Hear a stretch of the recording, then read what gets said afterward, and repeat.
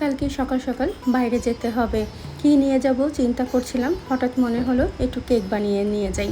তাহলে কি কেক বানাবো? তাহলে একটু ফ্রুট কেক বানিয়ে নিয়ে যাই। এটা সহজও আছে, আর অনেক দিন ধরে না আমার খুব খেতে ইচ্ছা করছিল কেকটা। আর বেশ কিছুদিন ধরে না আমি বেকিং জিনিস কোনো কিছুই বানাচ্ছিলাম না। এটা না একটা মনের ব্যাপার, বেকিং জিনিস বানানোটা। সেই জন্য ভাবলাম যে মনের ইচ্ছাটাও পূর্ণ হলো, আবার নিয়ে যাওয়ার একটা আইটেমও খুঁজে পেলাম। আমার না কেক বানাতে বা বেকিং আইটেম করতে না খুব ভালো লাগে। যেমন ইজি তেমনি আবার কঠিনও বলতে হয়। মানে ইজি বলতে যদি মেজারমেন্ট যদি ঠিক থাকে তাহলে ঝটপট কিন্তু জিনিসটা হয়ে যায়, সময়ই লাগে না। আর যদি মেজারমেন্টে যদি একটু ভুলভাল হয়ে যায় তাহলে কিন্তু কেকটা বসে যায় বা বেকিংয়ের জিনিসটা নষ্ট হয়ে যায়। তারপরেও বলবো বেকিং জিনিসটা আমার কাছে খুব ভালো লাগে করতে।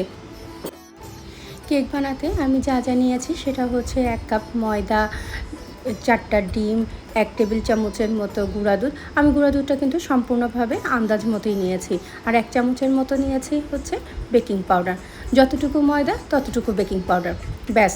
আর কর্নফ্লাওয়ারটা আমার বাসায় ছিল না বলে আমি আর কর্নফ্লাওয়ার দিইনি। তোমরা চাইলে কিন্তু কর্নফ্লাওয়ারটাও দিতে পারো, জাস্ট 1 টেবিল চামচ কর্নফ্লাওয়ার দিলেই হবে। আর 1 কাপ তেল। এখানে বাটার ব্যবহার করা যায়, আমার না আর ইচ্ছাই করছিল না বাটারটা ইউজ করতে। এই টুটি ফুটি কিন্তু বাজার থেকে কেনা না, হোমমেড। আমাকে আমার বান্ধবী এটা গিফট করেছে, সে নিজের হাতে তৈরি করেছে। দেখো তো কত গুণ, আমার না এত গুণ নেই জানো। আমি না বেশিরভাগ জিনিসই সব বাইরে থেকে কিনে নিয়ে এসে তারপরে করি। ভিতরে টুটি ফুটি দেওয়ার পরে উপরে টুটি ফুটি একটু ছিটিয়ে দিচ্ছি, তাহলে দেখতে বেশ ভালোই লাগবে। আর ওভেনে আমি 180 ডিগ্রিতে 30 মিনিট দিয়েছি।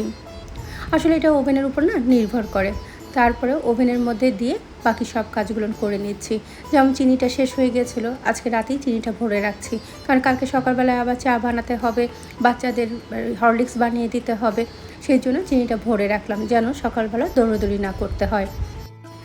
কেকটা ওভেন থেকে বের করে আমি এর উপরে ঘি বা বাটার ব্রাশ করে দিই।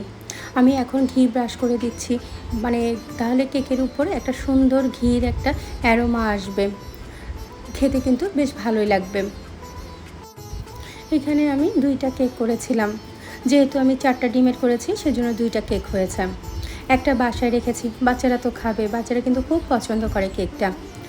আমি যখনই কোনো কেক বানাই তখনই খুব পছন্দ করে, যদিও চকলেট কেকটা বেশি পছন্দ করে, তবে এই ফ্রুট কেকটা কিন্তু তারা খুব পছন্দ করেছিল। ওরা 1 নিমেষেই শেষ করে দিয়েছে, আর আমি তো চায়ের সাথে একটু খেলাম। আমার কাছে বেশ ভালো লেগেছে। আজকে এতটুকুই। সবাই ভালো থেকো, সুস্থ থেকো, আর নিজের প্রতি খেয়াল রেখো।